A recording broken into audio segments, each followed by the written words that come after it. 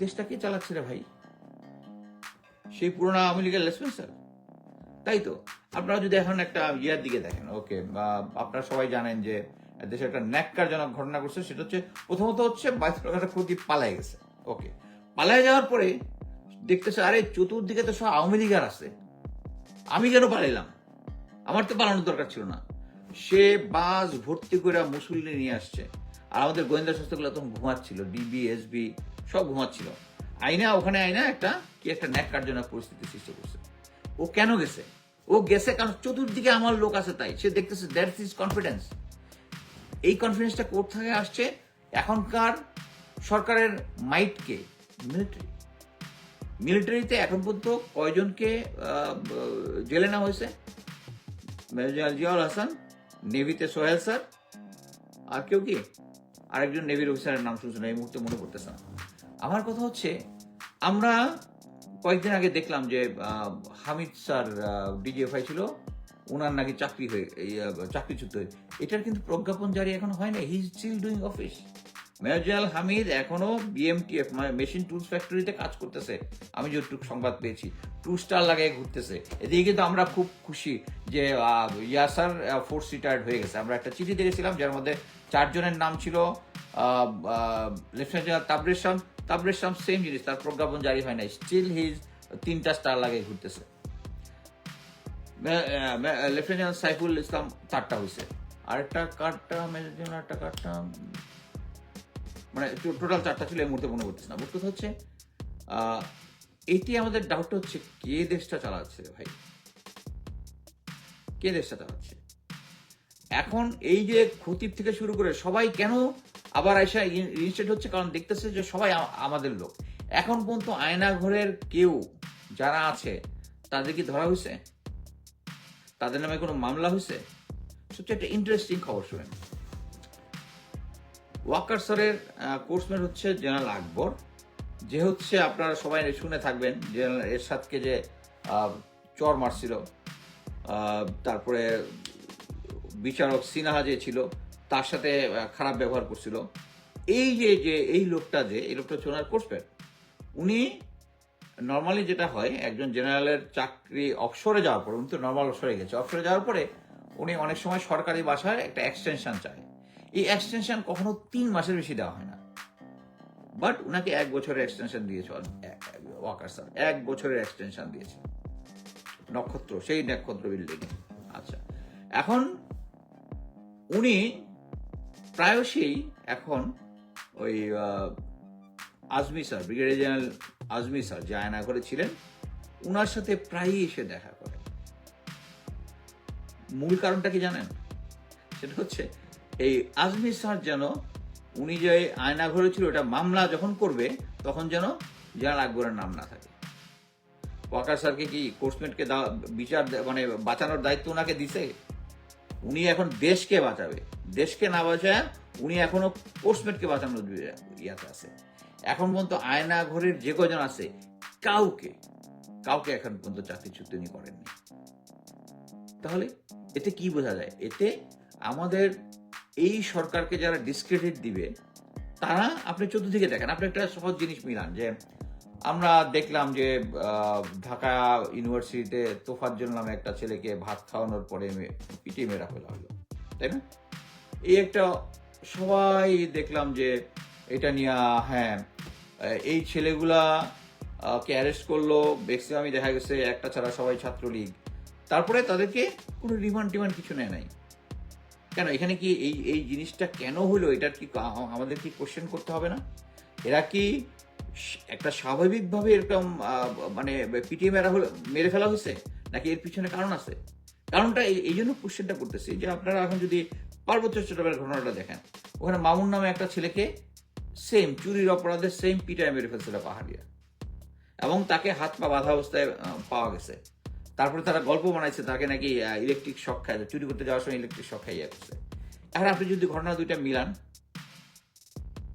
মনে হয় না যে একটা কিছু ইয়া তো বোধহয় জাহাঙ্গীরনগরে একটা ঘটেছে, রাজশাহীতে একটা ঘটেছে। আপনি যদি সবকিছু একটা মিলান তাহলে দেখবেন এটার পিছনে একটা রহস্য থাকতে পারে। যদি রহস্য থাকে, এটা বাইর করার দায়িত্ব কার? গোয়েন্দাদের। গোয়েন্দারা যদি এখন ওই অ্যারেস্ট করে নিয়ে আইসা 164 সাইন করায় শেষ, দায়িত্ব শেষ। কিন্তু তার মানে কি, এরা কাজই করতেছে না, এরা কাজই করতেছে না। আপনাকে আরেকটা জিনিস বলি, প্রথমে আমি যে এই জিনিসটা হয়তো বা সবচেয়ে গুরুত্বপূর্ণ জিনিস, এই জিনিসটা আমি যখন শুনছি, শোনার পরে আমাকে বলছে তুমি এটা পাবলিক ইয়া করতে পারবে না। আমি বললাম স্যার আমি I have lot of sources, আমি যখন সেকেন্ড বা থার্ড ইয়ার মধ্যে কনফার্ম করতে পারবো I will go public. At present এই আমাদের প্রেসিডেন্ট যে চুপ্পু আছে, এই চুপ্পু আমরা সবাই জানি, যারা মুজিব বাহিনীতে ছিল, ইয়া ছিল, এদেরকে র ট্রেনিং করছে। He is the main man in army in Bangladesh, রয়ের। এর আগে একটা সবচেয়ে বড় সাকসেস ছিল সিআইএ একজন মেক্সিকোতে একজন এজেন্টকে, পলিটিক্যাল ফিগারকে সবসময় প্যাম্পারিং করতো, দেখা গেছে সে গিয়ে প্রেসিডেন্ট হয়ে গেছে মেক্সিকোর।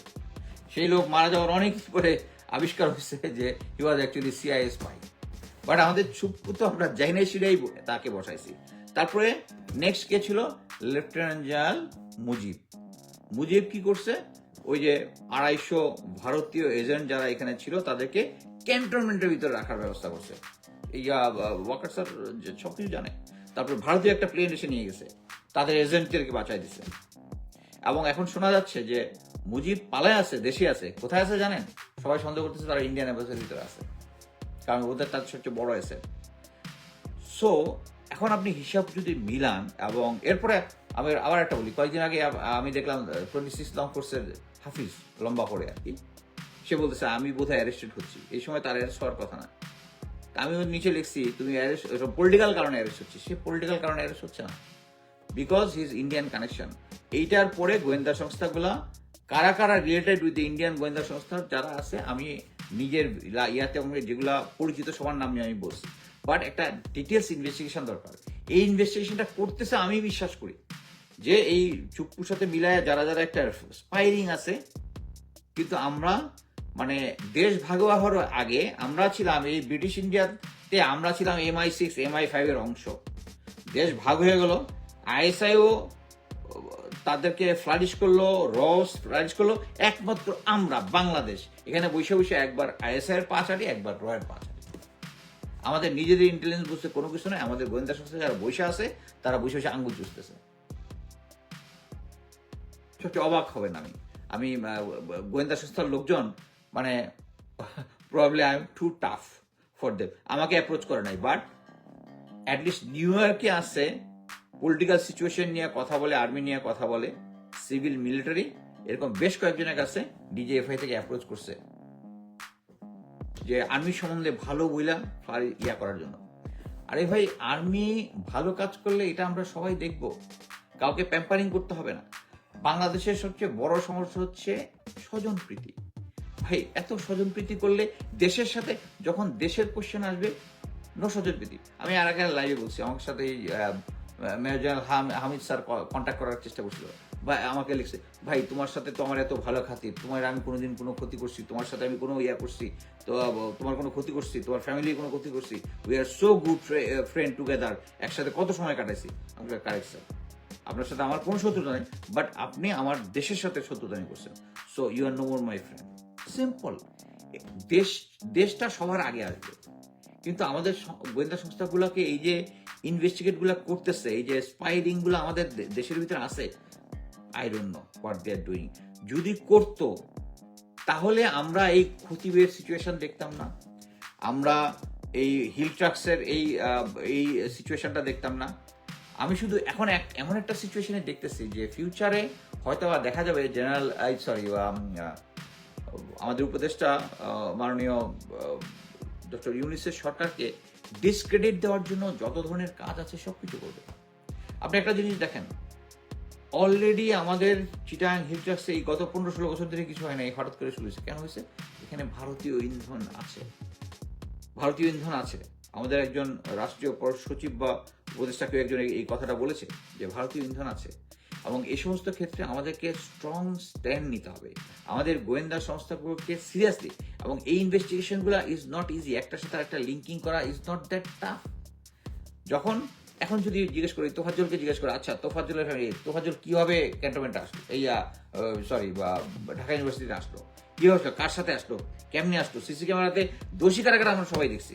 সেম জিনিস উইথ ওই যে মামুনকে হিলট্যাক্সে পিটায় মারছে, কারা কারা ছিল এর সাথে ইনভলভ ছিল, বের করা টাফ না। এবং এটা করলেই আমরা কাদেরকে পাবো, যে বাংলাদেশে একদল যারা আওয়ামী ফ্যাসিবাদের দোসর, তারা কি করতেছে, তারা দেশকে একটা অস্থিতিশীল করতেছে। এবং এই যারা অস্থিতিশীল করার চেষ্টা করছে তাদের প্রতি আমার বিন্দু মাত্র সিম্প্যাথি নেই, বিন্দু মাত্র সিম্প্যাথি নেই। যারা আবু সাইদ থেকে শুরু করে এখন তো যেটা শুনতেছি যে হাজারের উপর লোকজন মারা গেছে, তাদের লাশ পোড়াই দিছে।